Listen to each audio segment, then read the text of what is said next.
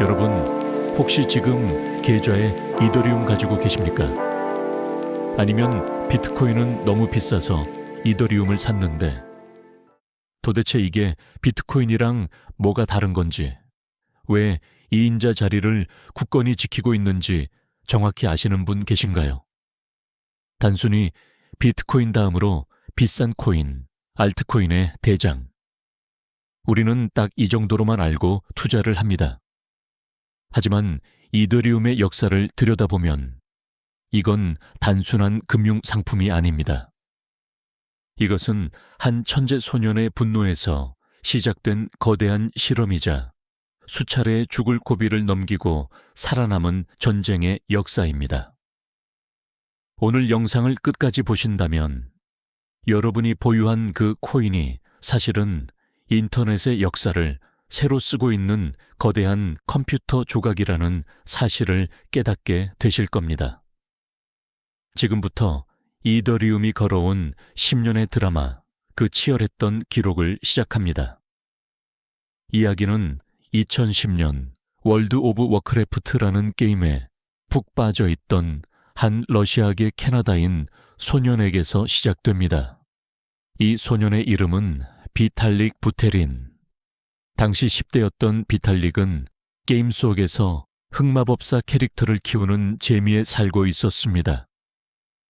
그런데 어느 날 게임 개발사인 블리자드가 패치를 통해 비탈릭이 가장 아끼던 스킬인 생명력 흡수 기능을 삭제해버립니다. 비탈릭은 개발사에 항의 메일을 보냈지만 돌아온 대답은 차가웠습니다. 게임의 밸런스를 위해 어쩔 수 없습니다. 이 사건은 어린 비탈릭에게 엄청난 충격을 줍니다. 중앙 서버를 가진 거대 기업이 마음만 먹으면 내 소중한 자산을 순식간에 쓰레기로 만들 수 있구나. 중앙화된 권력의 위험성을 뼈저리게 느낀 순간이었죠. 소녀는 게임을 접었습니다. 그리고 그 분노를 간직한 채 중앙 권력이 없는 새로운 세상을 찾아 헤매기 시작합니다. 그때 그의 눈에 들어온 것이 바로 비트코인이었습니다. 비트코인을 접한 비탈릭은 전율했습니다. 정부나 은행 없이도 돌아가는 화폐라니. 그는 학교도 그만두고 비트코인 매거진이라는 잡지를 만들며 암호화폐 세계에 깊이 빠져듭니다. 전 세계를 돌아다니며 개발자들을 만났죠. 그런데 비탈릭은 곧 비트코인의 한계를 발견합니다. 비트코인은 훌륭한 계산기였습니다. 돈을 보내고 받는 기능은 완벽했죠. 하지만 그게 다였습니다. 비탈릭은 생각했습니다. 왜 블록체인을 계산기로만 써야 하지? 이걸로 대출도 하고 보험도 들고 게임도 만들 수 있는 스마트폰처럼 만들 수는 없을까? 그는 이 아이디어를 비트코인 커뮤니티에 제안했지만 당시 개발자들은 그건 너무 복잡하고 위험하다며 거절했습니다. 결국 비탈릭은 결심합니다. 그렇다면 내가 직접 만들겠다. 2013년 11월 찬 바람이 불던 어느 날 19살의 비탈릭 부테린은 이더리움 백서를 세상에 공개합니다. 제목은 차세대 스마트 컨트랙트와 탈중앙화된 애플리케이션 플랫폼. 말이 좀 어렵죠? 쉽게 말해 전 세계의 컴퓨터를 연결해서 누구도 끌 수 없는 하나의 거대한 슈퍼컴퓨터를 만들겠다는 선언이었습니다. 이 백서는 암호화폐 업계를 발칵 뒤집어 놓았습니다. 찰스 호스킨슨, 게빈 우드 같은 천재 개발자들이 이 19살 소년의 비전에 매료되어 합류했습니다. 그들은 스위스에 재단을 세우고 크라우드 펀딩 방식으로 개발 자금을 모았습니다. 이게 바로 최초의 ICO 중 하나였죠. 당시 비트코인으로 약 1,800만 달러, 우리 돈으로 200억 원이 넘는 돈이 모였습니다. 사람들은 열광했습니다. 하지만 역사는 언제나 순탄하게 흐르지 않습니다. 2015년 이더리움 네트워크가 공식적으로 가동되기 시작했지만 곧이어 이더리움 역사상 최악의 사건이 터집니다. 바로 더 다오 해킹 사건입니다. 2016년 더 다오라는 프로젝트가 있었습니다. 사람이 없는 투자 회사를 만들자는 컨셉이었죠. 코드로 짜여진 규칙에 따라 투자를 결정하고 수익을 배분하는 그야말로 이더리움이 꿈꾸던 미래였습니다. 이 프로젝트에 무려 1억 5천만 달러, 당시 이더리움 전체 발행량의 14%가 몰렸습니다.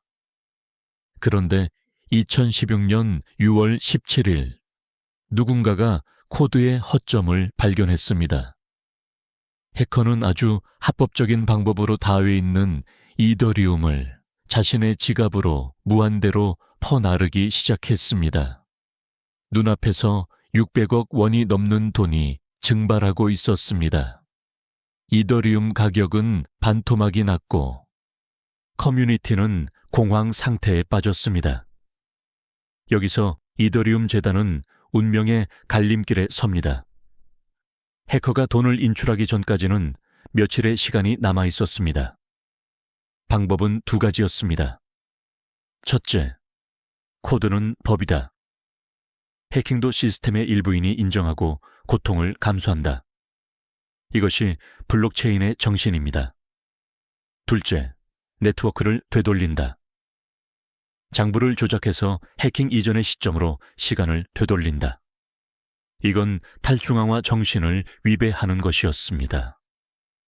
비탈릭과 개발자들은 고민 끝에 두 번째, 시간을 되돌리는 선택을 합니다. 피해자가 너무 많아서 이대로 두면 이더리움 생태계 자체가 망할 수 있다고 판단한 거죠. 이것을 하드포크라고 합니다. 하지만 이에 반발하는 사람들도 있었습니다. 장부를 맘대로 조작하면 그게 무슨 블록체인이냐. 우리는 해킹당한 장부 그대로 가겠다. 라며 떨어져 나간 세력이 바로 지금의 이더리움 클래식입니다. 즉, 이더리움 클래식이 원조고 지금 우리가 쓰는 이더리움은 사실 인위적으로 수정된 버전인 셈이죠. 이 사건은 이더리움에게 탈중앙화란 무엇인가 라는 씻을 수 없는 철학적 상처를 남겼습니다. 그렇게 위기를 넘긴 이더리움은 2017년 폭발적인 전성기를 맞이합니다. 바로 ICO 열풍입니다. 이더리움에는 ERC20이라는 표준이 있습니다. 이 표준 덕분에 누구나 쉽게 이더리움 기반의 토큰을 발행할 수 있게 되었죠. 수많은 기업들이 우리도 블록체인 사업 할게 라며 백서 한 장 달랑 내놓고 이더리움을 투자받아 토큰을 찍어냈습니다. 이오스, 트론 같은 쟁쟁한 코인들이 다 이때 이더리움 네트워크 위에서 탄생했습니다. 이더리움은 모든 알트코인의 어머니가 되었고 가격은 10달러에서 1,400달러까지 수직 상승했습니다. 비트코인 독주 체제가 무너지고 바야흐로 알트코인의 시대가 열린 겁니다. 하지만 2018년 거품이 꺼지며 기나긴 하락장이 찾아왔습니다. 가격은 80달러까지 곤두박질 쳤습니다.